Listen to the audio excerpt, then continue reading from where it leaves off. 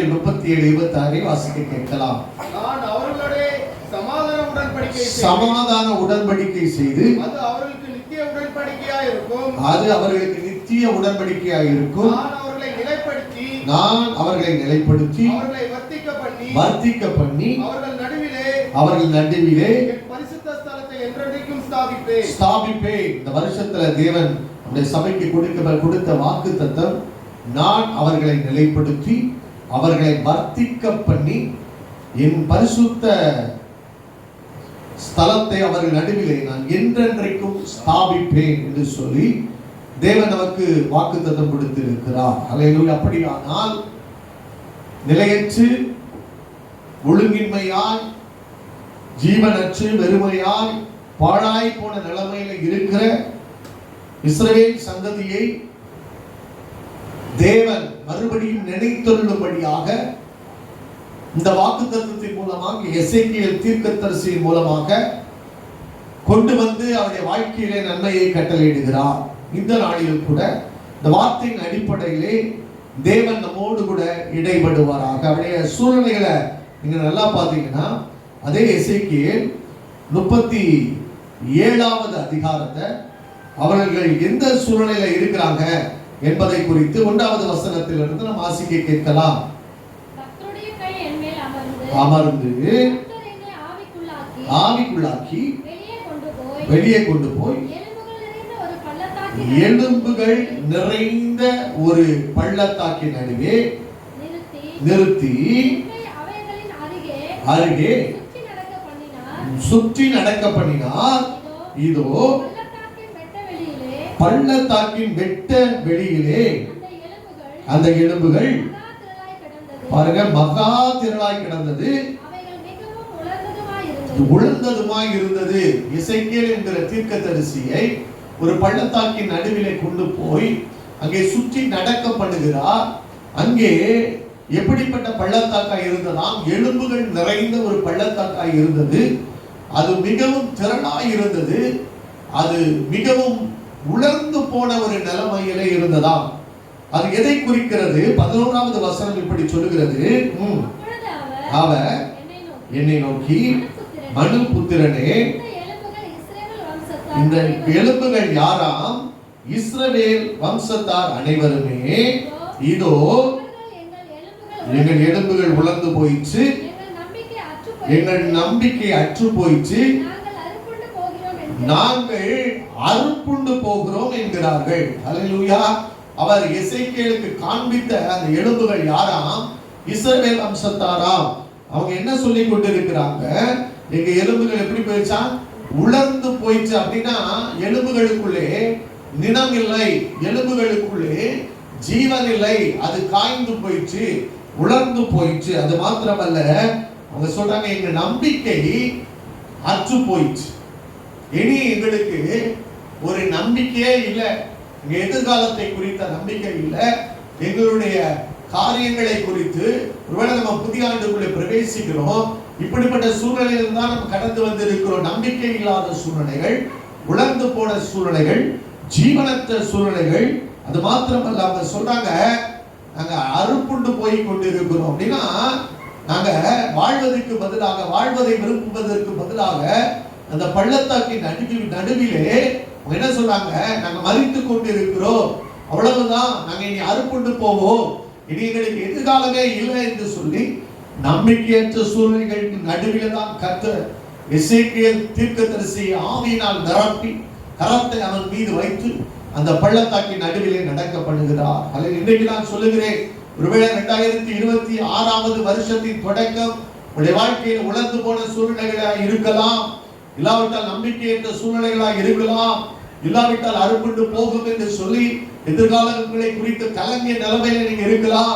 உங்களுக்கு தேவன் சொல்லுகிறார், ஐயா சொல்ல, நான் உங்களை நிலைப்படுத்தி, நான் உங்களை வர்த்திக்க பண்ணி, நான் உங்கள் நடுவிலே பரிசுத்த ஸ்தலத்தை ஸ்தாபித்து என்றென்றைக்கு உங்களோடு கூட இருக்கும்படியாக நான் கடந்து வந்திருக்கிறேன் என்று சொல்லுகிறார். அல்லேலூயா. அப்படியானால் ஒரு நம்பிக்கையற்ற நிலைமையிலிருந்து கர்த்தர் உங்களை எடுத்து உங்களை நிலைப்படுத்த போகிறார், உங்களை வர்த்திக்க பண்ண போகிறார், உங்கள் நடுவிலே தன்னுடைய பரிசுத்த ஸ்தலத்தை என்றென்றைக்கும் ஸ்தாபிக்கும்படியான ஒரு உடன்படிக்கையை கர்த்தர் செய்கிறார். அது சமாதான உடன்படிக்கை என்று கர்த்தர் சொல்லி இருக்கிறார். ஹல்லேலூயா. சமாதான உடன்படிக்கை மாத்திரமல்ல, அது நித்திய உடன்படிக்கை. என்றென்றைக்கும் நான் உங்களோடு கூட வாழுவேன் என்று சொல்லி ஒரு நித்திய உடன்படிக்கையை அவர்களுக்கு வாக்கு பண்ணுகிறார். நீங்க எசேக்கியேல் தொடக்க பகுதியிலிருந்து நீங்க வாசித்து பார்த்தீர்களானால் தேவன் மகிமை, தேவனுடைய காரியம் அவர்களை விட்டு கடந்து போயிற்று என்று நாம் பார்க்கிறோம். அப்படியானால் தான் தெரிந்து கொண்ட ஜனங்களின் இடத்திலிருந்து என் தேவன் நம்முடைய மகிமையை கடந்து போக பண்ணினார். அப்படியானால் ஆலயத்தில் மகிமை இல்லை. ஐயா, அது நிமித்தமாகத்தான் இப்படிப்பட்ட ஒரு சூழ்நிலையிலே அவர்கள் தள்ளப்பட்டு போனார்கள். இக்கோபோத்தாய் மாறி இருந்த நிலைமைகளை தேவன் மாற்றி மறுபடியுமாய் உங்கள் நடுவிலே நான் வாசம் பண்ண வருவேன், உங்களை நிலைப்படுத்துவேன், உங்களுடைய வாழ்க்கையில் வர்த்திக்க பண்ணுவேன் என்று சொல்லி இந்த வருடத்துல இழந்து போன மகிமையை திரும்பவும் பெற்றுக் கொள்ளுவாய். தேவன் உன் நடுவிலே வாசம் பண்ணுகிறத, அசைவாடுகிறதை நீ பார்ப்பாய். எதெல்லாம் உணர்ந்து போயிற்று, எதெல்லாம் நம்பிக்கையற்ற சூழ்நிலைகளை நின்று கொண்டிருக்கிறாயோ, அறுப்புட்டு போக போகிறேன் என்று நின்று கொண்டிருக்கிறாயோ, அந்த காரியத்தெல்லாம் உயிர்ப்பித்து கர்த்தர் உன் வாழ்க்கையை நிலைப்படுத்த வல்லவராக இருக்கிறார் என்று சொல்லிதான் உங்களோடு கூட நான் பகிர்ந்து கொள்ள விரும்புகிறேன். அப்படியானால் என்னென்ன காரியங்களை கர்த்தர் வாழ்க்கையை நிலைப்படுத்த போகிறார் என்று சொல்லி ஒரு 3 காரியங்களை என்னோடு கூட சேர்ந்து திருப்பிக் கொள்ளுங்கள். உபாகமம் 28ஆம் அதிகாரம் 9வது வசனத்தை வாசிக்க கேட்கலாம். உபாகமம் 28:9. நீ உன் தேவனாகிய கர்த்தரின் கட்டளைகளை கைக்கொண்டு அவர் வழியில் நடக்கும்போது ஆணையிட்டபடியே பரிசுத்த ஜனமாய் நிலைப்படுத்துவார். முதலாவது காரியம், ஐயா சோதரம், உங்களையும் என்னையும் தேவன் எந்த காரியத்திலே நிலைப்படுத்த போகிறாராம்? பரிசுத்த ஜனமாய் நிலைப்படுத்த போகிறார். இன்றைக்கு அநேகருடைய ஐயா உழந்து போன நிலைமைக்கு காரணம் என்ன? நம்பிக்கையற்ற சூழ்நிலைக்கு காரணம் என்ன? நீ அறுப்புண்டு கொலையுண்டு ஐயா பிரேத குழிகளிலே மரித்தவர்களை போல இருக்கிற ஒரு காரணம் என்ன என்றால் இந்த பாவம், இந்த அக்கிரமம். அன்றைக்கு இன்றைக்கு ஆண்டவர் சொல்லுகிறார், ஐயா மறுபடியும் உன்னை நிலைப்படுத்துவதற்கு நான் முதலாவது செய்கிற காரியம், உன்னை பரிசுத்த ஜனமாய் நான் நிலைப்படுத்துவேன். ஹல்லேலூயா. உன் வாழ்க்கைக்குள்ளே நான் பரிசுத்தத்தை கொண்டு வருவேன். ஹல்லேலூயா. உன் வாழ்க்கையிலே பாவத்தினால் உண்டாகிற விளைவுகளை மாற்றும்படியாக நானே உன்னை பரிசுத்தமாக்குகிற கர்த்தர் என்பதை நீங்களும் மற்றவர்களும் அறிந்து கொள்ளும்படியாய் செய்வேன். நீ தீட்டுப்படுத்தின உன் தேசம், நீ பாழாக்கி விட்ட உன் தேசத்தை நான் பரிசுத்தப்படுத்தி அதை நான் ஆசீர்வதித்து நான் கொடுப்பேன் என்று ஆண்டவர் வாக்கு பண்ணுகிறார். நீங்க எசேக்கியேல் 37வது அதிகாரம் 27வது வசனத்திலிருந்து வாசிக்க கேட்கலாமே. என் வாசஸ்தலம் அவரிடத்தில் இருக்கும், நான் அவர்கள் தேவனாய் இருப்பேன். பாருங்க, பரிசுத்தப்படுத்துகிற பொழுது கர்த்தர் கொடுக்கிற ஒரு அதிகாரம் என்ன? நான் அவர்கள் தேவனாய் இருப்பேன், அவர்கள் என் ஜனமாய் இருப்பார்கள். என் ஜனமாய் இருப்பார்கள். அப்படியே என் பரிசுத்த ஸ்தலம், ஐயா அப்படியே என் பரிசுத்த ஸ்தலம் அவர்கள் நடுவிலே என்றென்றைக்கும் இருக்கும்போது இஸ்ரவேலை பரிசுத்தம் பண்ணுகிற, அவர்கள் தங்களை பரிசுத்தம் பண்ணுகிற கர்த்தர் என்று ஜாதிகள் அறிந்து கொள்வார்கள் என்கிறார். கர்த்தர் என்று ஜாதிகள் அறிந்து கொள்வார்களாம். ஹல்லேலூயா. அவர் என்னை தம்மை பரிசுத்தப்படுத்துகிற கர்த்தர் என்பதை ஜாதிகள் அறிந்து கொள்ளும்படியாக நம்முடைய பரிசுத்த ஸ்தலத்தை உங்கள் நடுவில் அவர் ஸ்தாபிப்பார் என்று எழுதப்பட்டிருக்கிறது. என் ஜனம், நான் அவர்கள் தேவனாய் நான் மாறி போவேன் என்று சொல்லி ஐயா தேவன் நமக்கு வாக்கு பண்ணுகிறார். இன்றைக்கு தேவனை விட்டு தூரமாய் போயிருக்கலாம், தேவனை விட்டு விலகி போயிருக்கலாம், பாவத்தின் நிமித்தம் அவருடைய முகங்கள் உங்களுக்கு மறைக்கப்பட்ட ஒரு சூழ்நிலையாய் இருக்கலாம், பாவத்தின் நிமித்தம் உங்களுடைய சுதந்திர வீதத்திலிருந்து நீங்கள் துரத்தப்பட்டு இன்னைக்கு நீங்க அனுபவிக்க வேண்டிய நன்மைகளை அனுபவிக்க கூடாதபடி நின்று கொண்டிருக்கலாம். இன்றைக்கு இந்த வருஷத்தின் துவக்கத்திலே கர்த்தர், நான் உன்னை பரிசுத்த ஜாதியாய் நான் நிலைப்படுத்த போகிறேன். அல்லேலூயா. பரிசுத்த குலைச்சல் தாங்க அநேகருடைய தோல்விக்கு காரணம். நான் இப்படி பிரச்சனைக்கு உட்பட்டு இருக்கிறேங்க, இந்த இந்த சூழ்நிலைகளுக்கு நான் தள்ளப்பட்டு இருக்கிறேன் நீங்க சொன்னாலும் கூட ஒரு விஷயம் நீங்கள் சரி பார்க்க வேண்டிய முதல் காரியம் என்ன தெரியுமா? நான் தேவனை விட்டு எங்காவது நான் தூர போயிருக்கிறேனா என்று சொல்லி உங்களை நீங்களே உய்த்து ஆராய்ந்து பார்க்க வேண்டிய ஒரு சூழ்நிலை உண்டு. வேதம் சொல்லுகிறது, ஐயா சங்கீதக்காரன் சொல்லுகிற வேதனை உண்டாக்கும் வழிகள் உண்டோ என்று பார்த்து நித்திய வழியிலே என்னை நடத்துங்க ஆண்டவரே சொல்லி அவன் ஜெபம் பண்ணுகிறான். ஐயா வேதம் சொல்லுகிறது என் சிந்தையில் என் அக்கிரம சிந்தை கொண்டிருந்தேன், ஆனால் தேவன் எனக்கு செவி கொடுப்பதில்லை. அப்படியானால் இன்னைக்கு தேவை பரிசுத்தம். பரிசுத்தம். நீங்க யோவான் 5வது அதிகாரம் 5வது வசனத்தை வாசிக்க கேட்கலாம். 38 வருஷம் வியாதி கொண்டிருந்த ஒரு மனுஷன் அங்கே இருந்தான். படுத்திருந்த அவன், ஒரு மனுஷனுடைய வாழ்க்கையில பாருங்க, 38 வருஷமாய் வியாதியோடு கூட போராடி கொண்டிருக்கிறான். இந்த வியாதிக்கு காரணம் என்ன?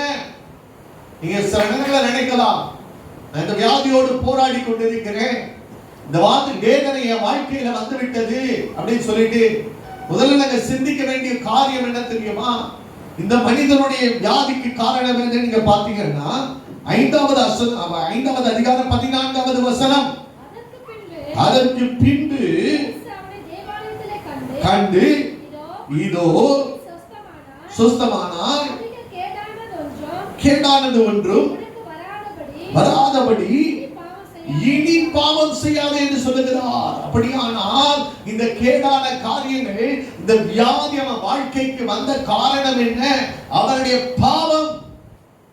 நான் திரும்பமாய் சொல்லுகிறேன், பாவம் ஒரு மனுஷனுக்குள்ளே கடந்து வருகிற பொழுது ஐயா அவன் எழும்ப முடியாத ஒரு நிலைமைக்குள்ளே அவன் கடந்து போகிறான். அவன் படுத்த படுக்கையா இருக்கிறதை இயேசு கண்டு என்று எழுதப்பட்டிருக்கிறது. அவனால எழும்ப முடியலங்க. அவனால ஒரு காரியத்தை செய்ய, தனக்காக ஒரு காரியத்தை செய்வதற்கு எழும்ப முடியாதபடி அவன் சொல்லுகிறான், ஐயா ஐயா என்னை கொண்டு போய் விடுவதற்கு ஒருவரும் இல்லை. அப்படின்னா ஒரு நாள் வியாதி இருந்தா ஒருத்தன் ஹாஸ்பிட்டல் வருவான், கூட 2 நாள் வருவான். 38 வருஷமா வியாதியிலே நம்ம வாழ்ந்துட்டு வச்சுக்கோங்க, சொந்தக்காரங்க கூட இருப்பாங்களா? போப்பா இதுக்கு வேலையே தான், கூட்டிட்டு வரதா என் வேலை அப்படின்னு சொல்லி சொந்த பிள்ளை கூட நம்மளை கவனிக்க மாட்டாங்க, பராமரிக்க மாட்டாங்க. முன்னாடி காரியத்துல விருந்து மருந்தும் 3 நாள் தான், 3 நாள் பார்ப்பாங்க. 3வது நாள் அவங்க வேலை இருக்குது, அவங்க பார்த்துக்கோங்க, இதோட நீங்க கடந்து போங்கன்னு சொல்லி விட்டுட்டு போயிடுவாங்க. ஆனா இங்க வேதம் சொல்லுகிறது, வெகு நாளாய் இவன் வியாதியா இருக்கிறான் என்று இயேசு அறிந்து, நான் சொல்லுகிறேன் திரும்பவும், வியாதி படுக்கை, அந்த வியாதியின் படுக்கையின் காரணம் எல்லாவற்றையும் அறிந்த சர்வ வல்லமையுள்ள தேவன் ஒருவர் இருக்கிறார். ஹல்லேலூயா. ஐயா நீ எவ்வளவு நாள் துக்கப்பட்டு கொண்டிருக்கிற, உனக்கு உதவி செய்ய ஒருவரும் இல்லை என்பதை ஐயா சொல்றான். இயேசு அறிந்தவராய் அவனை தேடி பெதஸ்தாவின் குடத்தருகே அவனை சந்திக்கும்படியாய் கடந்து வந்தார். அந்த வியாதி படுக்கையிலிருந்து, அந்த பாவத்தின் வல்லமைகளிலிருந்து அவனை விடுவிக்கும்படியாய் கடந்து வந்தார். அலை இயேசு வந்த ஒரு நோக்கம் என்ன தெரியுமா? பாவத்தின் நிமித்தம் வருகிற தண்டனையை உன் வாழ்க்கையிலும் என் வாழ்க்கையிலும் இருந்து அகற்றும்படியாகத்தான் இயேசு இந்த உலகத்துக்குள்ளே வந்தார். நீ சொல்லலாம், ஒருவேளை இந்த வருஷம் குடிப்பழக்கத்தில் இருந்துட்டு ஐயா இன்னைக்கு என்னால ஐயா இந்த படுக்கையில படுத்து ஐயா பேரலிஸ் ஸ்ட்ரோக் வந்து ஐயா நான் எழுத முடியாதபடி நான் நின்று கொண்டிருக்கிறேன். ஒருவேளை நீ சொல்லலாம், இன்னைக்கு வியாதியின் வல்லமைகள் ஐயா சொல்ற பாவத்தின் வல்லமைகள் உங்களுக்கு கொண்டு வருகிற காரியம் வியாதியின் ரூபத்தில் வெளிப்படுகிறது. அநேக பேர் குடித்து தங்களுடைய குடும்பத்தின் காரியத்தை அழித்து போட்டு இன்றைக்கு அவர்கள் யோசித்து பார்க்கிற நிலைமைக்கு பாவம் அவர்களை அழித்து போட்டு விட்டது. நான் சொல்லுகிறேன் ஐயா சொல்ற, இன்றைக்கு அந்த பாவம், எந்த பாவம் உன்னை அழித்து போட்டதோ, எந்த பாவம் உன்னை ஐயா படுக்கையிலே கிடக்க வைத்ததோ, எந்த பாவம் உன்னை சுதந்திரத்தில் இருந்து வெளியே தள்ளிவிட்டதோ, அதே பாவத்தின் வல்லமைகளை தன் மாம்சத்தை ஆக்கினைக்குள்ளாக தீர்த்து ஐயா உன்னை ரட்சிக்கும்படியாக, உன் வாழ்க்கையை நிலைப்படுத்தும்படியாக இயேசு இந்த நாளிலே இந்த உலகத்துக்குள்ளே ரட்சகராய் கடந்து வந்திருக்கிறார். அல்லேலூயா. நீ விடுவிக்கப்பட முடியாத ஒரு நிலைமை, உன்னால் விடுவிக்கப்பட முடியாத ஒரு நிலைமை, அந்த நிலைமையிலிருந்து ஐயா சொல்றோம், பாவத்தை மன்னிக்க இந்த தேவகுமாரனுக்கு வல்லமை உண்டு என்று அறிந்து கொள். அல்லேலூயா. எந்த மனுஷனால நம்ம பாவத்தை மன்னிக்க முடியாதுங்க. இல்லாவிட்டா உங்களுடைய பாவத்தை வேறு எந்த மனுஷனும் சுமந்து தீர்க்கவில்லை. ஆனா வேதம் சொல்லுகிறது, உங்கள் மீறுதல்களை அவர் சுமந்து கொண்டார், உங்கள் அக்கிரமங்களை அவர் சுமந்து கொண்டார். உங்கள் வியாதிகளை அவர் சுமந்து கொண்டார். உங்கள் துக்கங்களை அவர் சுமந்து கொண்டார். ஹல்லேலூயா. நீங்க அனுபவிக்க வேண்டிய வேதனைகளை அவர் சுமந்து கொண்டார். அதனால அவர் சொல்றாரு, நீ தைரியமாய் இரக்கத்தை பெறவும், ஐயா சொல், ஏற்ற சமயத்திலே சகாயம் செய்யும் கிருபை அடைவோர் என் கிருபாசனத்தண்டை ஓடிவா என்று சொல்லுகிறார். ஹல்லேலூயா. ஐயா ஒரு சொந்த தகப்பன் கூட சொல்லுவாய், என்ன சொல்லுவான், நீ அன்னைக்கு சண்டை போட்டு வந்தல்ல, அன்னைக்கு சொந்த பிரிச்சு கேட்டுட்டு போயிட்டல்ல, அன்னைக்கு இப்படிதானே என்னை விட்டு போல அப்படின்னு சொல்லிட்டு ஐயா சொல்றவனை ஏற்றுக்கொள்ள மாட்டான். ஹல்லேலூயா. இந்த உலகத்தின் நிலைமை அப்படித்தான். ஹல்லேலூயா. நீ நேசிக்கிறவர்கள் கூட நீ தவறு செய்கிற பொழுது நீ செய்த தவறுகளை பொறுத்துக் கொள்ள முடியாத ஒரு சூழ்நிலை. ஆனால் இந்த பரம தகப்பன் ஹல்லேலூயா உனக்காக சிலுவையிலே, உன் பாவங்களுக்காக சிலுவையிலே தன் ஜீவனை கொடுத்தவர் என்பதை அறிந்து கொள். நீ எப்பேற்பட்ட சூழ்நிலையில் இருந்தாலும் ஐயா உன்னை தேடி வந்து உன்னை மீட்கும் பொருளாக இரட்சகராய் இந்த உலகத்துக்குள்ளே வந்திருக்கிறார். இந்த வார்த்தையை கேட்டுக்கொண்டிருக்கிற யாரானாலும் சரி, நீ எந்த நிலைமையில் இருந்தாலும் சரி, உன்னை ரட்சிக்கும்படி, உன்னை காப்பாற்றும்படி இந்த வார்த்தை உனக்கு நேராக வந்து கொண்டிருக்கிறது என்பதை மறந்து போகாதே. ஹல்லேலூயா. அப்படிதாங்க நான் செய்த நன்மை நிமித்தம் இயேசு தேடி வரவில்லை. நல்லா புரிஞ்சு கொள்ளுங்க. என் வாழ்க்கையில நான் ரட்சிக்கப்பட்ட ஒரு அனுபவத்துக்குள்ளே கடந்து வந்தது நான் செய்த நன்மையினால் அல்ல, இல்லை என் பெற்றோர் செய்த நன்மையினால் அல்ல. நான் பாவியிலாய் இருக்கையில் ஐயா இயேசு நம்மை தேடி வந்து ரட்சித்திருக்கிறார். நான் தேவனுக்கு சத்துருக்களாய் இருக்கையில் இயேசு நம்மை தேடி வந்து ரட்சித்திருக்கிறார். நான் தேவனுக்கு விரோதியாய் இருக்கிற பொழுது இயேசு நம்மை தேடி வந்து ரட்சித்திருக்கிறார். நான் தேடாத இயேசு, நான் விரும்பாத இயேசு ஐயா என்னை தேடி வந்து ரட்சிக்க கூடுமானால், அதனாலதான் பவுல் சொல்லுகிறார், பாவியிலும் பிரதான பாவிதான் என்னை தேடி இயேசு வந்தார். துன்மார்க்கமாய் ஓடிக்கொண்டு வந்தவர், இயேசுவை வேண்டாம் என்று ஓடிக்கொண்டு வந்தவர், இயேசுவை வணங்குகிறவர்களை துன்புறுத்தி கொண்டு வந்தவர், அவனையும் நேசித்து ரட்சிக்கும்படியாக அந்த ஒளி அவனை சந்திக்க வேண்டுமானால் இன்றைக்கு இயேசுவின் அன்பு பெரியது. ஹல்லேலூயா. நீ எந்த நிலைமையிலே இருந்தாலும், எத்தனை வருஷ பாடுகளாக இருந்தாலும், எத்தனை வருஷம் ஐயா சொல்ல இன்றைக்கு முடக்குவாதத்தோடு ஐயா எழும்ப முடியாத சூழ்நிலைகள், அவன் போய் அதை அடையவும் பார்க்கிறான். ஆனா வேறொருவன் அதை முந்திக் கொள்ளுகிறான். நல்லா புரிந்து கொள்ளுங்க. நீ பாவம் அப்படிதான் செய்யும், ஆசை இருக்குது, அடைய முடியல. ஏன்னா பாவம் பாவம் இந்த உலகத்துல சத்துரு ஒருவன் இருக்கிறான், அவன் குற்றப்படுத்துகிறான். அவன் என்ன சொல்றான், ஐயா இவன் இந்த பாவம் செஞ்சிருக்கிறான், இவன் இந்த ஆசீர்வாதம் கொடுக்க கூடாது என்று சொல்லி சகோதரர்களை குற்றப்படுத்தும்படியாக தேவ சந்நிதியிலே போய் நிற்கிற ஒரு சத்துரு அவன் நின்று கொண்டிருக்கிறான். உன் வாழ்க்கையிலும் என் வாழ்க்கையிலும் உன்னை ஐயா அழிவுக்கு நேராக நடத்தும்படியாக ஒருவன் இருக்கிறான். திருடவும் கொல்லவும் அழிக்க வருகிறான். நீ வேறொன்றுக்கு வரான். அல்லேலூயா. அதனாலதான் நீதியுள்ள நியாயாதிபதி தேவன் நம்முடைய சொந்த குமாரனை இந்த உலகத்துக்குள்ளே அனுப்பி பாவத்தை அவர் மேல் சுமத்தி உனக்கு பரிகாரமாய் அவரை வைத்தார். சிலுவையிலே ஒப்பு கொடுத்தார். உனக்கு ஒரு பரிகாரம் செய்யப்பட்டிருக்கிறது. நீ நீதிமானாகும்படியாக, உன் பிள்ளை நீதிமானாகும்படியாக, ஐயா உனக்கு வர வேண்டிய நன்மைகள் வரும்படியாக வேதம் சொல்லுகிறது. பாவம் ஒரு மனுஷனுக்கு வர வேண்டிய நன்மை வர ஒட்டாது இருக்கிறது. நீ செய்கிற பாவம் உனக்கு வர வேண்டிய நன்மைகளை கூட தடுத்து விடுகிறது. ஹல்லேலூயா. ஆனா வாசற்படியில் படுத்திருக்குமா, வேதம் அப்படித்தான் சொல்லுகிறது. வாசற்படியில் படுத்திருக்கும்.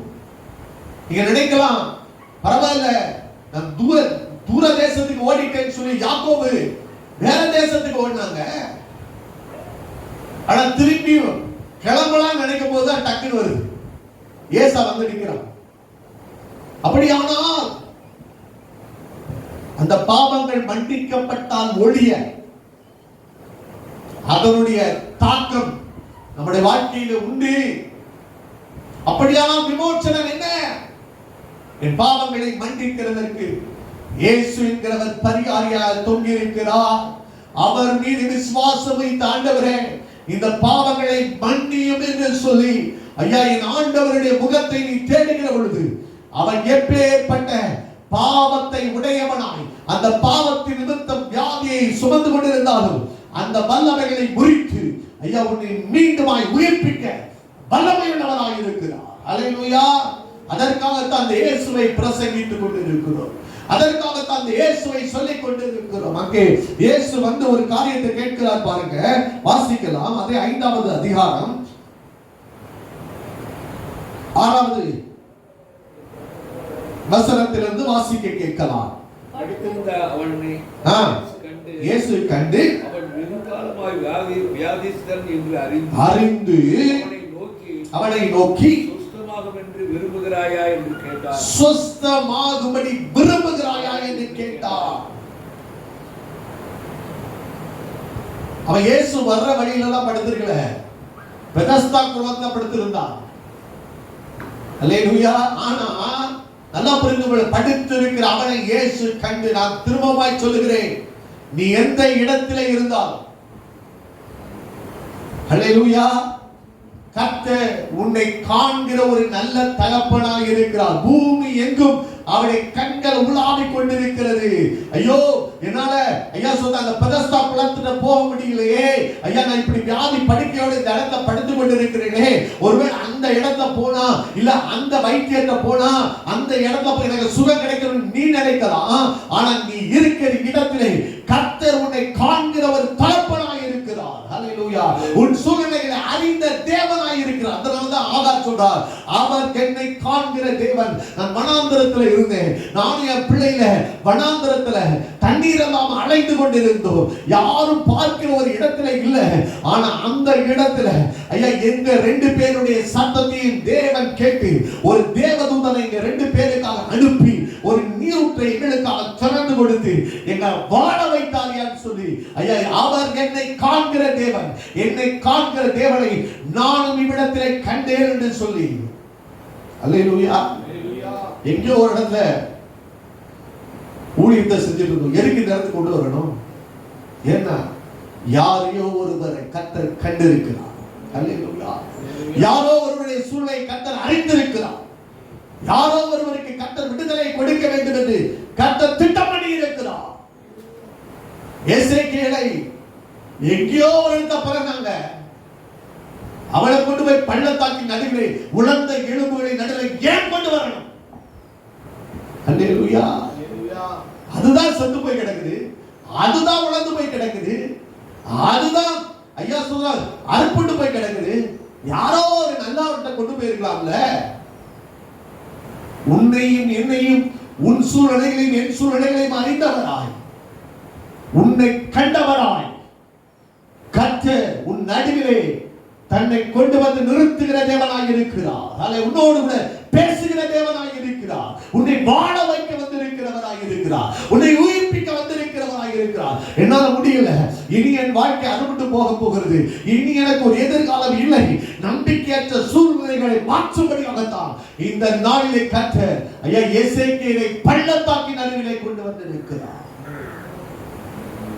அதனாலதான் ஆண்டவர் சொல்றாரு, இவர் பாவிகளுக்கு தோழன் எல்லாரும் சொல்றாங்க, சுகவீனருக்கு வைத்தியர் தேவை என்று சொல்லி அவர்களை விடுதலை ஆக்கும்படிய ஆண்டவர் வந்து இருக்கிறார்.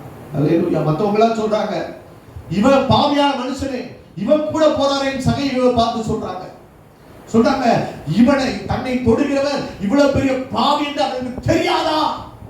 கேட்கிறாங்க, நல்லா இருக்கிறவங்க கேட்கிறாங்க, எவ்வளவு பாவியா இருந்தான், அதனாலதான் அவன் வாங்கி கட்டிட்டு உட்கார்ந்து இருக்கணும் அப்படின்னு சொல்லி உலகம் உன்னை வெறுத்த சூழ்நிலை.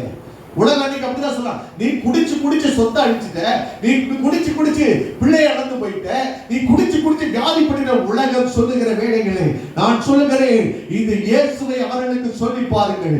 இந்த இயேசு அந்த மரண படுக்கைகளை மரண கண்ணிகளை ஐயா உயிரோடு எழுப்ப வல்லவராக இருக்கிறார். அல்லேலூயா. அல்லேலூயா. உங்க வார்த்தையிலே யாரையோ ஒண்ணும் செய்ய முடியாது. சம வார்த்தையை கேட்டாங்கன்னா இருக்கிறோம் ஓடிவோம்.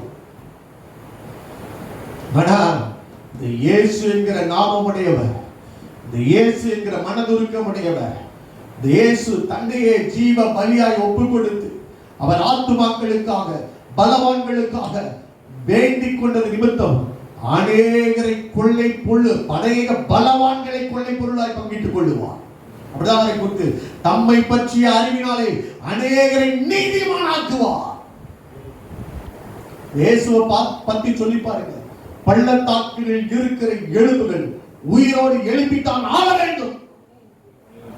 அது மரண பள்ளத்தாக்கில் இருக்கலாம், இல்லாட்டா பாவத்தின் நிமித்தம் செத்து போய் எரிக்கப்பட்டு அது ஒரு ஆகோரின் பள்ளத்தாக்குல ஆகான எரிச்சது போல ஒரு சூழ்நிலையில் அந்த எலும்புகள் எரிக்கப்பட்டிருக்கலாம். அல்லேலூயா. பாவத்தின் நிமித்தம் உலர்ந்து போன ஒரு நிலைமையில இருக்கலாம். அல்லேலூயா. எந்த அழுகையின் பள்ளத்தாக்கே இருக்கலாம், இல்ல அழுது கொண்டு கண்ணீரோடு இந்த பள்ளத்தாக்கின் நடுவில் உட்கார்ந்து இருக்கிறேன், யாராவது என் சத்தத்தை கேட்பார்களோ என்று சொல்லி ஏதோ ஒரு பள்ளத்தாக்கின் நடுவிலே கண்ணீரின் நடுவிலே இருக்கிற உன்னை சந்திக்கும்படியாக இயேசு இந்த உலகத்துக்குள்ளே வந்தார். அல்லேலூயா. அல்லேலூயா. நட மரண பள்ளத்தாக்கா இருக்கலாம். டாக்டர் சொல்லிட்டாங்க, டாக்டர் கைவிட்டுட்டாங்க, இவ்வளவு நாள் தான் எனக்கு கொடுத்துட்டாங்க, இனி எனக்கு வாய்ப்பே இல்லை என்று சொல்லி ஒரு மரண போராட்டத்தோடு நின்று கொண்டிருக்கலாம். நீ யாரானாலும் சரி, ஹல்லேலூயா, அந்த பள்ளத்தாக்கின் நடுவிலே எசேக்கியேலை ஆவியிலே நிரப்பி அனுப்பி வைத்த தேவன் ஐயா இன்றைக்கு உன்னை தேடும்படியாக உன் ஒருவனுக்காக கர்த்தர் நடுவிலே கடந்து வந்திருக்கிறார். அல்லேலூயா. அல்லேலூயா. மறந்து போகாதே, மறந்து போகாதே, மறந்து போகாதே. பரலோகத்தில் இருந்தவர், இயேசுவின் மடியில் செல்லப்பிள்ளையாக இருந்தவர், தேவனுக்கு சமமாக கொள்ளையாடின பொருளாய் எண்ணாதவர், உங்களுக்காகவும் எனக்காகவும் மனு குலத்தோடு கூட இந்த பூலோகத்திலே வாழும்படியாக சித்தம் கண்டு உங்களையும் என்னையும் ரட்சிக்கும்படியாக கடந்து வந்தவர். நானும் ஆக்கினைக்குள்ளாக தீர்ப்பதில்லை என்று சொன்னவர். மற்றவங்களை போல நானும் ஆக்கினைக்குள்ளாக தீர்க்க மாட்டப்பா. யோசித்து பாருங்க, நீங்க எத்தனை பேர் அந்த அன்பினாலே இழுக்கப்பட்டுதான் இந்த பணிவிடத்தில் நின்று ஊழியம் செய்து கொண்டிருக்கிறார்கள். அந்த அன்பு மாத்திரம் இல்லை என்றால் இன்றைக்கு நாங்கள் மண்ணுக்கு மண்ணாக, ஐயா மணலுக்கு மணலாக, குழியிலே நாங்கள் இன்றைக்கு அமிழ்ந்து போயிருக்க வேண்டியவர்களை கர்த்தர் எடுத்து, பள்ளத்தாக்கிலே நாறிக் கொண்டிருக்கிறவர்களை கர்த்தர் எடுத்து, பாவத்திலே உழந்து கொண்டிருக்கிறவர்களை கர்த்தர் எடுத்து, அந்த அன்பை உணர்ந்தது நிமித்தமாகத்தான் இன்றைக்கு ஒவ்வொரு இடங்களிலும் போய் தன் ஜீவனை பாராமல் இந்த ஆட்டுக்குட்டியானவர் ரத்தத்தில் விடுதலை உண்டு என்பதை பறைசாற்றி கொண்டிருக்கிறார்கள். அந்த அன்பை உணர்ந்திருக்கிறாயா? அந்த அன்பை உணர்ந்திருக்கிறாயா? அந்த ரட்சிப்பின் அன்பை உணர்ந்திருக்கிறாயா? உன்னையும் என்னையும் தேடி வந்த அன்பை உணர்ந்திருக்கிறாயா? நீ கொஞ்சம் யோசித்து பார். அறிந்தவராய் கடந்து வந்தார், உன்னை கண்டவராய் கடந்து வந்தார். உன்னுடைய சொந்தங்களே உன்னை விட்டு விலகி போனது, உன்னுடைய பந்தங்களே உன்னை விட்டு விலகி போனது. என்னை கொண்டு போய் விடுவதற்கு ஒருவரும் இல்லை என்று அவர் சொல்லுகிறார். 38 வருஷமாய் வியாதியின் கொடுமை, 38 வருஷமாய் வியாதியின் கொடுமை மாற்றும்படியாக இயேசு அவனை தேடி வந்தார். அவன் தேடி போகலங்க, அவன் தேடி போகல. அவனால முடியவும் செய்யாது, நல்ல முடியாது என்று சொல்லுகிற சூழ்நிலையில் ஐயா சோதரம் அவர் தேடி வருகிற தேவன். ஹல்லேலூயா. அவர் கேட்கிறார் பாருங்க, அந்த 5வது அதிகாரம் 6வது வசனம் கடைசி பகுதி இப்படி கேட்கிறார். சுத்தமாக வேண்டும் என்று விரும்புகிறாய். நீங்க ஒரே ஒரு கேள்வி, நீ விரும்புகிறாயா? நீ விரும்புகிறாயா? அவர் வந்து சொல்லல இவ்வளவு பெரிய பாவத்தை செஞ்சுட்டு, பாவத்தின் விளைவு தாங்க பாரு. மன என்ன கேள்வி கேட்போம், அவன் வரட்டு நாக்கப்படுகிற மாதிரி 4 கேள்வி கேட்டு என்னையா எடுத்து பேசுறான், எனக்கா அப்படி செஞ்சா துரோகம். ஆனா தேவாதி தேவன், பரிசுத்தத்தில் மகத்துவம் உள்ள தேவன், பரிசுத்தத்துக்கு அவருக்கு நிகர் ஒருவரும் இல்லாத தேவன், அது பரிசுத்தை சிநேகிக்கிற தேவன். அல்லேலூயா. அவர் கேட்கிறாரு, நீ சுஸ்தமாக வேண்டும் என்று விரும்புகிறார். அல்லேலூயா. அவர் கேட்கிற கேள்விதாங்க, நீ சுத்தமாக வேண்டும், உனக்கு விருப்பம் இருக்குதா? அல்லேலூயா. ஆண்டவர் கேட்கிற கேள்வி, நீ சுத்தமாக வேண்டும் என்று விரும்புகிறாயா? வாசிக்க கேட்கலாம். அதே சங்கீதம் 109:17 வாசிக்க கேட்கலாம். சாபத்தை விரும்பினான், சாபத்தை விரும்பினான், அது அவனுக்கு வரும். வரும். அவன் ஆசீர்வாதத்தை விரும்பாமல் போனான், விரும்பாமல் போனான், அது அவனுக்கு தூரமாய் விலகி போகும். அது அவனுக்கு தூரமாய் விலகி போடும். அல்லேலூயா. அவன் ஆசீர்வாதத்தை விரும்பாமல் போனான், அதனால அது அவனுக்கு தூரமாய் போய் கொண்டிருக்கிறது. ஆண்டவர் கேட்கிறாரு, அவன் சாபத்தை விரும்பினான், அது அவனுக்கு வரும். என்ன விரும்புற? சாபமும் இருக்குது, ஆசீர்வாதமும் இருக்குது. திரும்ப திரும்ப அந்த பாவத்தை தொடர்ந்து போக வேண்டும் என்று விரும்புகிறாயா? அந்த அழிவுக்குரிய காரியத்தை பின்தொடர்ந்து போக வேண்டும் என்று விரும்புகிறாயா? சிலரை பாருங்க, அவ்வளவு கஷ்டப்பட்டு கொண்டு இருப்பாங்க. நம்ம போய் ஒரு உதவி செய்யலாம்னு சொல்லிட்டு ஏதோ ஒரு உதவியை செய்யறோம், ஆனா அவங்க திரும்பி எங்க போய் நிக்கிறாங்க? ஒரு சிலவங்க சொல்றாங்க, கொடுக்காதீங்க, கொடுத்தா அவங்க திருப்பி சாராய கடையில தான் போய் நிற்பாங்க. நீங்க ஏன் கெடுக்கிறதுக்கு போய் கொடுக்குறீங்க? ஹல்லேலூயா. அவன் என்ன விரும்புறான்? ஆசீர்வாதத்தை விரும்புறான். ஏன் நீங்க சுகம் அடையவில்லை? உனக்குள்ள விருப்பம் வேணும். ஏன் ஒரு காரியத்தை முயற்சி பண்ணுகிற, ஆனா எட்ட முடியவில்லை? உனக்குள்ள விருப்பம் வேண்டும். உனக்குள்ள அந்த ஐயா தோல்வி அடைஞ்சிட்ட பரவாயில்ல, ஐயா 38 வருஷமா எத்தனையோ முறை அந்த இடத்துல தேவதூதன் வந்து கணக்கு இருப்பாங்க. ஆனா எத்தனையோ முறை இவனும் முயற்சி செய்து பார்த்திருப்பான், இவனும் முயற்சி செய்து அதை அடைய வேண்டும் என்று பார்த்திருப்பான், தோல்வி அடைந்திருப்பான். ஆனா இயேசு கேட்கிற பொழுது அவன் சொல்லுகிறான், ஐயா சோதரன், என்னை கொண்டு போய் விடுவதற்கு ஒருவரும் இல்லை அப்படின்னு சொல்லிட்டு அவன் மீண்டும் முயற்சி செய்து கொண்டு இருக்கிறான். திரும்பமாய் சொல்லுகிறேன், விருப்பத்தை மாத்திரம் என்னைக்கு நீ விட்டுட்டியோ அன்னைக்கு அடைய முடியாது. நீ விரும்பணும், நான் நல்லா இருப்பேன், நீ விரும்பணும். ஹல்லேலூயா. நல்லா இருப்பதற்காகத்தான், ஐயா நான் சுகமடைவதற்காகத்தான், நான் வாழுகிறேன் என்பதற்காகத்தான் அவன் பிரஸ்தாவை தேடி, ஐயா எப்படியாவது ஏதோ ஒரு சமயத்தை கலக்குவாங்க, அந்த சமயத்தை நான் போய் ஆசீர்வாதத்தை பெற்றணும்னு சொல்லிட்டு அந்த விருப்பம் அவனுக்குள்ளே இருந்தது. என்ன ஒரு நல்ல விருப்பம், நல்லா புரிஞ்சு கொள்ளுங்க. ஒரு குஷ்டரோகியா இயேசுவிட்ட வர்றான், ஆண்டவரே உமக்கு சித்தம் உண்டானால் என்னை சுத்தமாக்கும். ஆண்டவரே எனக்கு சித்தம் உண்டுப்பா, வியாதிகளை குணமாக்குறது எனக்கு சித்தம் உண்டு. அவன் தவறான காரியத்தை விருப்பப்படல, தவறான காரியத்துக்கு விருப்பப்பட்டு கேட்கல. தேவனுடைய சித்தம் எது, அதை நீ கேட்கதான் செய்யணும். ஒருவேளை நீ தோல்வி அடைஞ்சிட்ட, இந்த வருஷத்துக்கு தோல்வி அடைஞ்சிட்ட, 38 வருஷமா தோல்வி அடைஞ்சிருக்க, இல்ல 39வது வருஷம் கர்த்தர் விருப்பத்தை நிறைவேற்றுவார். அல்லேலூயா. அப்படின்ற ஐயா அதான் விரும்புகிறாயா? அல்லேலூயா. அவர் உன் மன விருப்பத்தின்படி தந்தருளி உன் ஆலோசனைகளை எல்லாம் நிறைவேற்றுவார். சோர்ந்து போகாதே. ஐயா எழுத முடியாம வியாதியாய் கிடக்கிற ஒரு மனுஷனே, ஐயா அந்த விருப்பத்தை விடவே இல்லை, இந்த வருஷம் எப்படியாவது நான் சுகமடைவேன் ஒரு நம்பிக்கையோட அவன் முயற்சி செய்யறாங்க.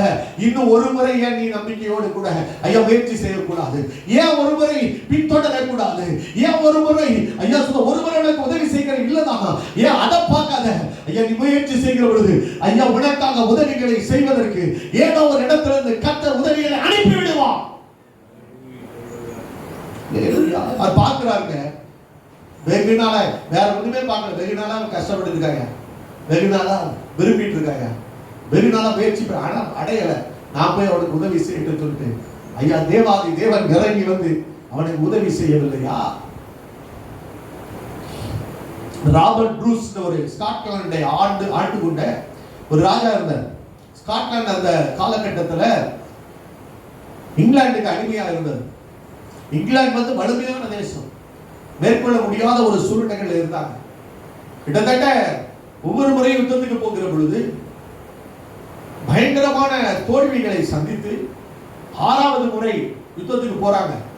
தன்னுடைய வலிமை எல்லாவற்றையும் திரட்டி போறாங்க. 6வது முறை தோல்வி அடைந்தவராய் காட்டுக்குள்ளே விரட்டப்பட்டு தன் ஜீவனை காப்பாற்றும்படியாக ஒரு குகைக்குள்ள தங்கி இருக்கிறான்.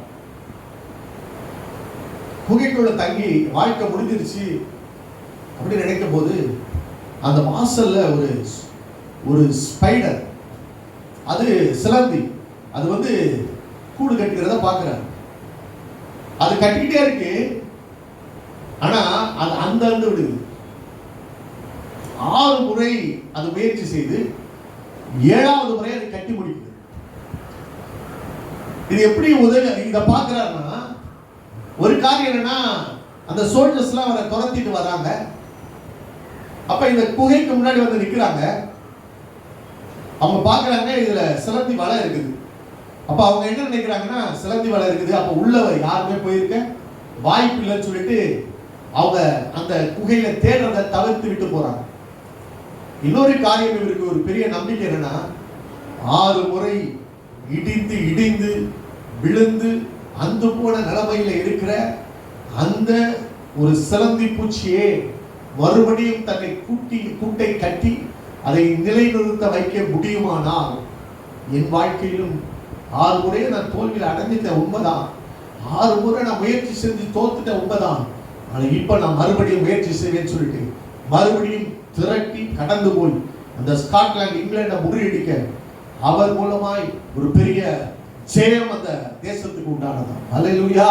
அப்படி ஆனால் ஐயா நான் தோல்வி அடைஞ்சிட்டேன் அப்படி கிடையாதுங்க, நான் தோத்து போயிட்டேன் அப்படி கிடையாதுங்க, இனி என் வாழ்க்கையில் அவ்வளவுதான் முடிஞ்சிச்சுன்னு கிடையாது.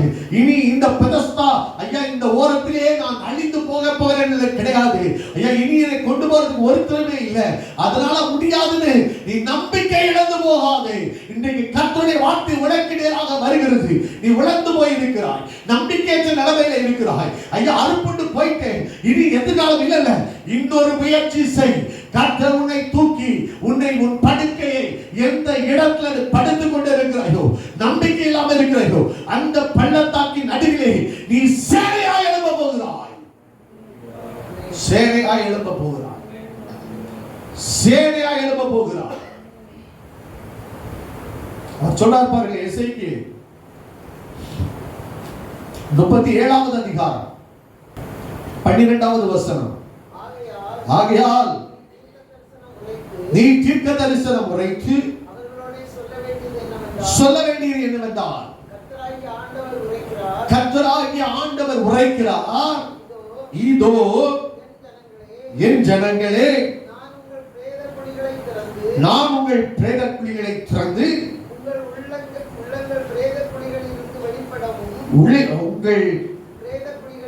உங்களை உங்கள் பிரேத குழியிலிருந்து வெளிப்படவும் வரவும் பண்ணுவேன். ஹல்லேலூயா. நம்பிக்கையற்ற சூழ்நிலைகளில் இருக்கிற அந்த ஜனங்களை பார்த்து ஆண்டவர் சொல்லுகிறார் ஒரு காரியம். ஐயா சொல்றார், அவர்களோட சொல்ல வேண்டியது தீர்க்க தரிசனம் உரைத்து அவர்களோடு கூட சொல்ல வேண்டியது என்னவென்றால், ஐயா சொல், என் ஜனங்களே, உலர்ந்து போன என் ஜனங்களே, நம்பிக்கையற்ற என் ஜனங்களே, அறுப்புண்டு போகிற என் ஜனங்களே, நான் உங்கள் பிரேத குழிகளை திறந்து உங்கள் பிரேத குழியிலிருந்து வெளிப்படவும் உங்களை இஸ்ரவேல் தேசத்துக்கு வரவும் பண்ணுவேன். அல்லேலூயா. தீர்க்க தரிசனமாய் கர்த்தர் அவர்களோடு கூட இடைப்படுகிறார். உன்னை வெளிப்பட பண்ணுவேன். நீ இப்ப பிரேத குழிகளில் இருக்கிற ஒரு நிலைமையிலே போல இருக்கிறாய். அல்லேலூயா. நான் பிரேத குழியை திறப்பேன். அல்லேலூயா. சொன்னார் எசேக்கியேலை பார்த்து, நீ தீர்க்க தரிசனம் உரை, நீ சொல்ல உணர்ந்த எலும்புகளை பார்த்து. கர்த்தருடைய வார்த்தை சாதாரணமான வார்த்தை கிடையாது. நல்லா புரிஞ்சு கொள்ளுங்க. மனுஷிக வார்த்தையே கிடையாது. ஆவியிலே நிரப்பி அவன் மீது தன்னுடைய கரத்தை வைத்து அவனை உடைத்து உருவாக்கி கொண்டு வந்தார். சும்மா கொண்டு வர்றாங்க, சும்மா கொண்டு வரல. ஹல்லேலூயா. நீ நினைக்காத ஏதோ சொல்லிட்டு போறாங்க நினைக்காத, ஏதோ ஒரு சத்தத்தை பேசுறாங்க நினைக்காத, ஏதோ ஒரு நம்பிக்கைக்குரிய வார்த்தைகளை பேசுறாங்க நினைக்காத. பார்வோன் சொன்ன அந்த வீண் வார்த்தைகள், ரப்சாத் சொன்ன அந்த வார்த்தையை நம்பாதீர்கள், அவருடைய வார்த்தைக்கு செவி கொடாதீர்கள் சொன்னான். அது வீண் வார்த்தைகள் அல்ல, உன்னை உயிர்ப்பிக்கிற வார்த்தை. நீங்கள் உயிர் அடைவீர்கள். அது உன்னுடைய சரீரத்தை உயிரடைய செய்யும். உனக்குள் இருக்கிற பாவத்தை கர்த்தர் மன்னித்து உன்னை பலனடைய செய்து, எந்த இடத்துல நீ எழும்ப முடியலையோ, எந்த இடத்தை நீ அடைய முடியலையோ, எந்த இடத்துல தோற்று தோற்று திரும்பி வந்தாயோ, அதே இடத்துல போய் உன்னை நிலைநிறுத்துகிற கர்த்தருடைய வார்த்தை.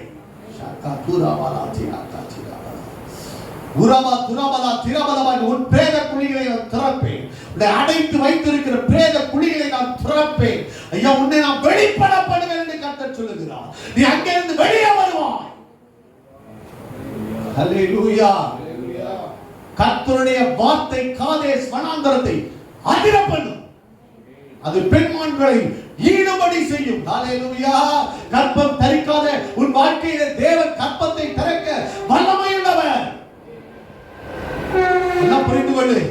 வனாந்தரமாய் இருக்கிற வாழ்க்கையை மாற்ற வனாந்தரத்தை அதிர பண்ணுகிற வார்த்தை, வனாந்தரத்துக்குள்ளே வழியை உண்டு பண்ணுகிற வார்த்தை, அது கேதுரு மரங்களை முறிக்கும். அல்லேலூயா. ஏன்னா கேதுரு மரம் தான் வலிமையான மரம். வலிமையான காரியங்களை முறித்து உனக்காக காரியங்களை வாய்க்கப்படுகிற தேவனுடைய சத்தம். நீ அந்த எலும்புகளை பார்த்து தீர்க்க தரிசனம் உரைத்து நீ சொல்ல வேண்டியது என்னவென்றால்,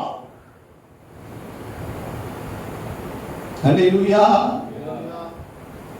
கர்த்தருடைய வார்த்தையை சொல்லுகிறோம். சொல்றேன், வெளிப்பட பண்ணி சொந்த தேசத்துக்குள்ளே கொண்டு வந்து நாட்டினார். அல்லேலூயா. அதற்காக தான் எசேக்கியேலை கர்த்தர் கொண்டு போனார். அல்லேலூயா.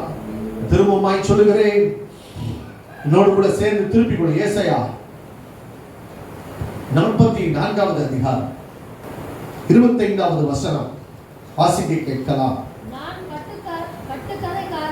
கட்டுக்கதைக்காரரின் குறிகளை அபத்தமாக்கி நிர்முடராக்கி ஞானிகளை வெட்கப்படுத்தி பைத்தியமாக பண்ணுகிறவர்,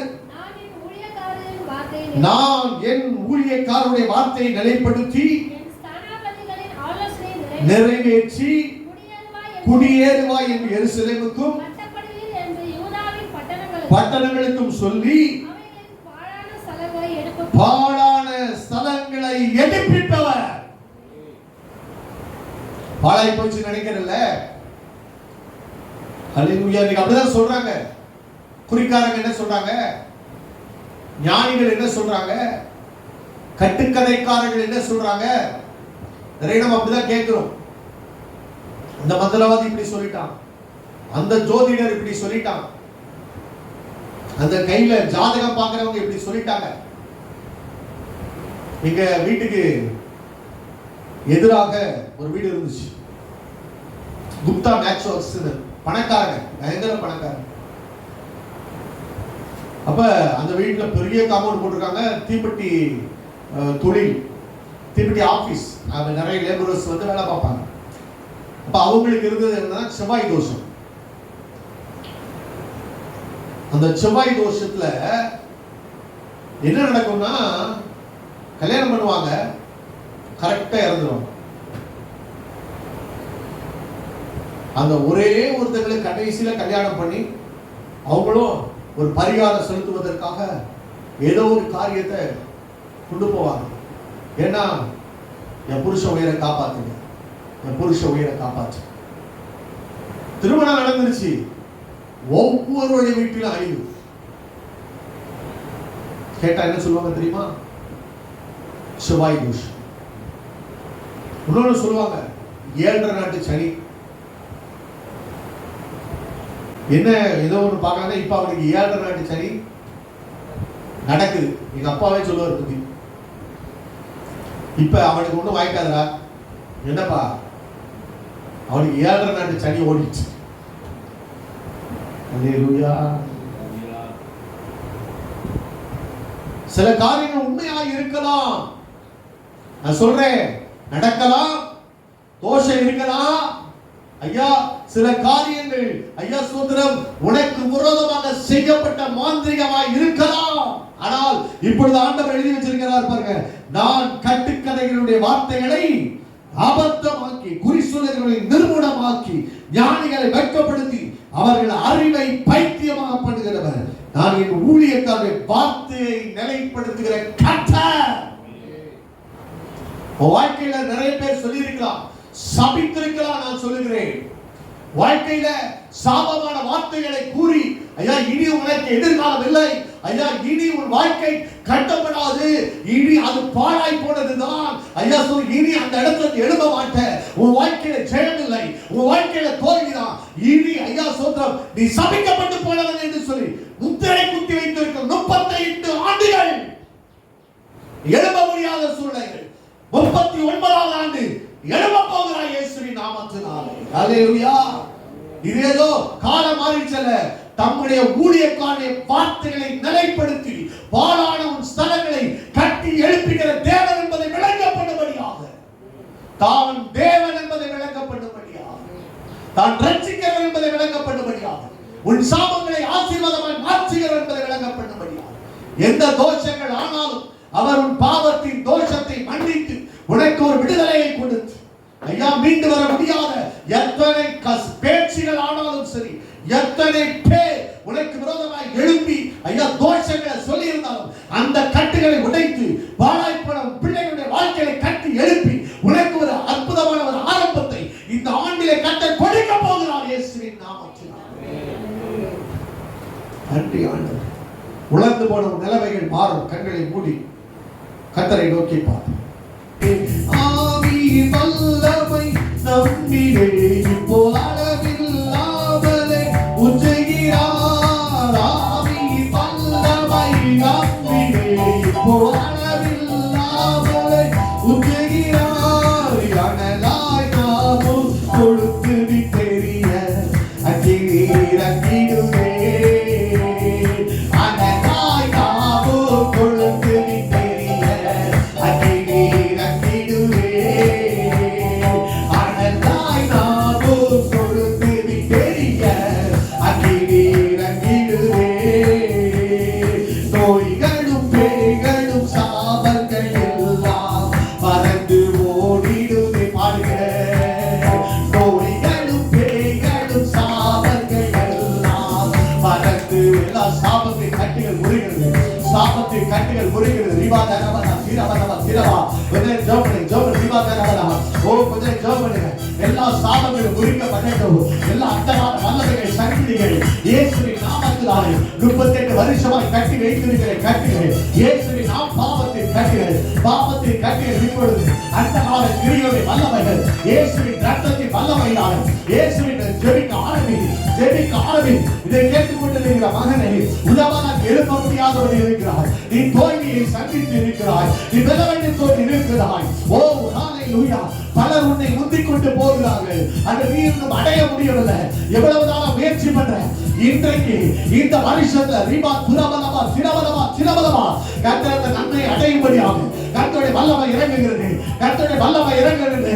ஓ வேடிக்கை பார்க்காத, ஒரு நம்பிக்கையோடு நீ விரும்புகிறாயா, நீ விரும்புகிறாயா, நீ விரும்பினால், நீ விரும்பினால் கர்த்தர் உன்னை தேடி வருவார். நீ தேட ஆரம்பி, நீ தேட ஆரம்பி. பாப்பா பாப்பா பாப்பா உரபா பாப்பா சகதரபலா சிரபலமா சிரபா. ஐயா நீ சொந்தமாக வேண்டும் என்று விரும்புகிறாயா, நீ விடுதலை அடைய வேண்டும் என்று விரும்புகிறாயா, ஐயா சொல்லி இப்பொழுது இயேசுவின் ரத்தத்தின் வல்லமை, இயேசுவின் ரத்தத்தின் வல்லமை அந்த பிரேத குழிகளை திறக்கிறது, உன்னை வெளிப்பட பண்ண போகிறது. ஐயா உன்னை கட்டி வைத்திருக்கிற பிரேத குழிகள், உன்னை நாரப்படுகிற பிரேத குழிகள், உன் பாவத்தின் வல்லமை ஷாக்கா குரா லிபோசே இயேசு உன்னை அதில் தேடி வந்திருக்கிறார். உரபா துரபலா சிரபலா. அன்றைக்கு தாசர்கள் வெளியே வா என்று சொன்ன ஒரே ஒரு வார்த்தை, ஐயா கட்டுக்கடைகளின் குழிகளை அபத்தமாக்குகிற வார்த்தை. ஓ இப்ப உண்மையில் பேசப்பட்ட வார்த்தைகளை, உண்மையில் பேசப்பட்ட சாபமான வார்த்தைகளை இப்பொழுது அபத்தமாக்குகிறது. நீ எழும்புவாய், நீ எழும்புவாய், நீ படுக்கையை விட்டு எழும்புவாய், நீ எழும்புவாய். நீ பாப்பா பாப்பா உரபா துரபலமா சிரபலமா. ஐயா உன் வல்லமையில ஒரு அபிஷேகத்தின் வல்லமை. அவன் எழும்புவான், அவன் எழும்புவான். அவனை வெளிப்பட பண்ணுவான், அவனை வெளிப்பட பண்ணுவான், அவனை தேசத்துக்குள்ளே கொண்டு வருவான், உன் சுதந்திர வீதத்துக்குள்ளே கொண்டு வருவான். சாபத்தின் கட்டுகள் குறிக்கிறது, சபிக்கப்பட்ட வல்லமை, பாவத்தை வல்லமை இப்பொழுது இயேசுவின் நாமத்தில் நாமத்தினாலே ஆண்டவரே பாவத்தின் தோஷத்தை நீக்கி தன்னுடைய ஜனத்தை நிலைப்படுத்துகிறார். பாவ கட்டுகள் இப்பொழுது இயேசுவின் இரத்தத்தின் வல்லமையினாலே நன்றி ஆண்டவரே. ஸ்தோத்திரம் ஆண்டவரே. நான் ஊழியக்காரருடைய வார்த்தைகளை நிலைப்படுத்தி, ஊழியக்காரருடைய வார்த்தைகள் பாடானவருடைய ஸ்தலங்களை எடுப்பித்து கட்டுகிற தேவனாய் வெளிப்படுவேன். அது இல்லாட்டி எதுக்கு ஊழியக்காரங்க? பாழாய் போயிடுச்சு சொல்லவங்களுக்கு தான் கர்த்தர் தேவை, சுகவீனருக்கு தான் கர்த்தர் தேவை. என்னால எழுப்ப முடியல ஒருத்தர் இருக்காத, அவனை எழுப்புவேன், அவனை ஆலயத்திலே கர்த்தர் கண்டார். அவன் எழுப்பி ஆலயத்துக்குள்ள வர்றதை நீ பார்ப்ப,